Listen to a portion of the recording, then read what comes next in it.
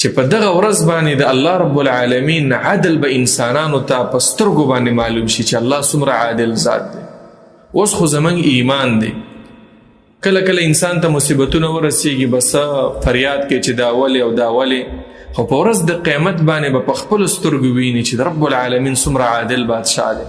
هر چاته د ذرې برابر چې خیر عملی کړی وي ښې بدلې ورکوي، او چې د شر عملی کړی وي بدې بدلې ورکوي. الله چا سره ظلم نه کوي.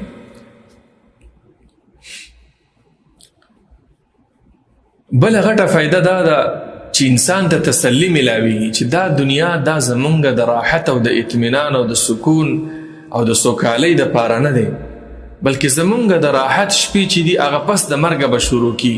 ایمان او مؤمن او د ایمان والاو دا صفت دی چې د هغې ټوله توجه په آخرت باندې ده چې مونږ ته به جنت ملاویږي، د جهنم نه به بچ کیږو، مرګ هلته نشته، ځواني ده، خوشحالي ده.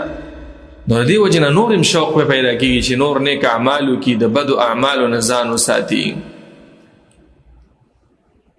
نو خلاصه دا شوه چې په ورځ د قیامت باندې ایمان لرل، او په ورځ د قیامت چې څه کېږي په دې ټولو ایمان لرل، لکه په ورځ د قیامت د الله رب العالمین سره ملاقات کېږي، حساب ورځ د حساب کېږي، پل صراط دی هلته، میزان دی، انسانانو اعمال تللی کېږي، دارنګې نور مراحل دي.